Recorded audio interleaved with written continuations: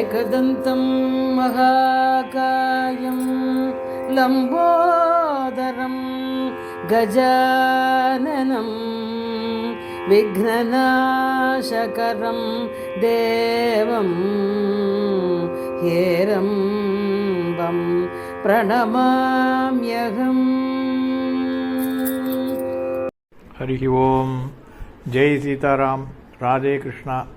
அன்பு நண்பர்களே, உங்கள் அனைவரையும் எனது தெய்வீக பயணம் யூடியூப் சேனல் சார்பாக அன்புடன் அழைக்கின்றேன். நாம் தற்போது நமது தெய்வீக பயணத்தை ராஜஸ்தான் மாநிலத்தில் துவங்கி நடத்தி கொண்டு வருகின்றோம். தற்போது காணக்கூடிய ஒரு திருக்கோயிலானது மிகவும் பிரசித்தி பெற்ற ராஜஸ்தான் மாநிலத்தில் உள்ள ஒரு திருக்கோயில். இதில் ஒரு தனித்துவமான முக்கியத்துவம் இருக்கின்றது. உலகிலேயே எங்கும் இல்லாத இந்த தனித்துவம் இங்கேதான் காணப்படுகின்றது. கர்ணிமாதா கோயில் என்று அழைக்கப்படும் இந்த திருக்கோயில் ராஜஸ்தான் மாநிலம் பிகானில் இருந்து 30 கிலோமீட்டர் தொலைவில் உள்ளது. பேருந்துகள், டாக்ஸிகள் மற்றும் தனியார் வாகனங்கள் உட்பட பல்வேறு போக்குவரத்து முறைகள் மூலம் இதனை அடையலாம். அருகிலுள்ள விமான சிறப்பு நிலையம் இங்கே உள்ளது. அதே சமயம் பிகானர் சந்திப்பு அருகிலுள்ள ரயில் நிலையம் இதுவாகும். இந்த கோயிலின் தனி சிறப்பு என்ன அப்படின்னு சொன்னாக்க, புனிதமான கருதப்படும் ஆயிரக்கணக்கான எலிகள் இங்கே உள்ளது. இந்த கோயிலை எலி கோயில் என்று அழைக்கின்றார்கள். இந்த எலிகள் கர்ணிமாதாவின் பக்தர்களின் அவதாரங்கள் என்று நம்பப்படுகின்றது. மேலும் அவை மிகுந்த மரியாதையுடன் நடத்தப்படுகின்றன. துர்காதேவியின் அவதாரமாக வழிபடப்படும் இந்த கர்ணிமாதாவுக்காக இந்த கோயில் அர்ப்பணிக்கப்பட்டிருக்கின்றது. கோயிலில் வசிக்கும் எலிகள் அவளது மறுபிறவி பின்பற்றுபவர்கள் என்று நம்பப்படுகிறது மற்றும் அவை புனிதமாக கருதப்படுகின்றது. சுமார் 25,000 எலிகள் இங்கே இருப்பதாக ஒரு கணக்கு சொல்கின்றது. அவர்கள் கபாஸ் என்று குறிப்பிடுகின்றார்கள் மற்றும் பயபக்தியுடன் அவர்கள் நடத்தப்படுகின்றார்கள். கோயிலுக்கு வருபவர்கள் இந்த எலிகள் கோயில் வளாகம் முழுவதும் சுதந்திரமாக சுற்றி திருவதை காணலாம். அவர்களுக்கு கோயில் அர்ச்சகர்கள் மற்றும் பக்தர்கள் உணவளித்து பராமரிக்கின்றார்கள். ஆயிரக்கணக்கான மக்கள் மத்தியில் ஒரு வெள்ளை எலியை கண்டறிவது மங்களகரமானது என்று கருதப்படுகிறது. ஏனென்றால் இதுதான் கர்ணிமாதாவின் வெளிப்பாடு என்று நம்பப்படுகின்றது.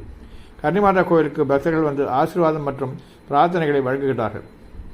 கோயில் வளாகத்திற்குள் நுழையும் முன் பாதனைகளை அகற்றுவது உள்ளிட்ட குறிப்பிட்ட சடங்குகளை நாம் செய்ய வேண்டும். எலிகளுக்கு உணவளிப்பது மங்களகரமானதாக கருதப்படுகின்றது. மேலும் கோயிலுக்குள் உணவு பிரசாதம் கிடைக்கும்.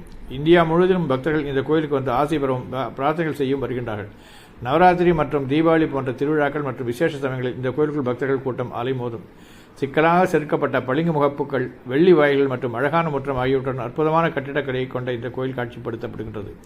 உள்கருவறையில் கர்ணிமாதா சிலை இருக்கின்றது. அதே நேரத்தில் எலிகள் கோயில் வளாகம் முழுவதும் சுதந்திரமாக சுற்றி திரிகின்றன. எலி கோயிலின் கட்டிடக்கலையும் குறிப்பிடத்தக்கது. எலி கோயிலுக்கு செல்வது ஒரு தனித்துவமான மற்றும் சற்றே வழக்கத்திற்கு மாறான அனுபவத்தை நமக்கு தருகின்றது. அதிக எண்ணிக்கையிலான எலிகள் சுற்றித் திரிவதால் இது பெரும் மற்றும் சற்று வினோதமாக நமக்கு காணப்படுகின்றது. ஆனால் அரிய வெள்ளை எலிகள் ஒன்றை கண்டறிவது மிகவும் மங்களகரமாக கருதப்படுகின்றது.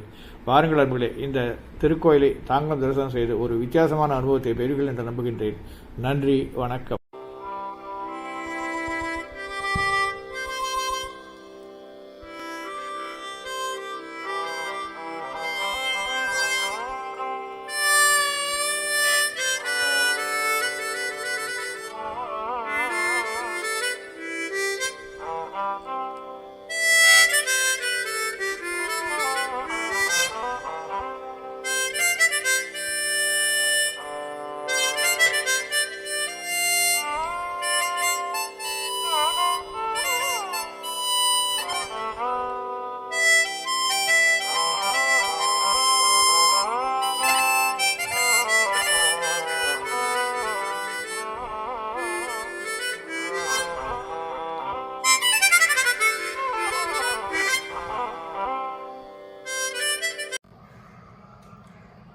இத்திருக்கோயில் தரிசனம் செய்த உங்கள் ஆன்மீக நண்பர்கள் அனைவருக்கும் எனது நன்றி. மீண்டும் ஒரு புதிய தரிசனத்தில் தங்களை காண விழைகின்றேன்.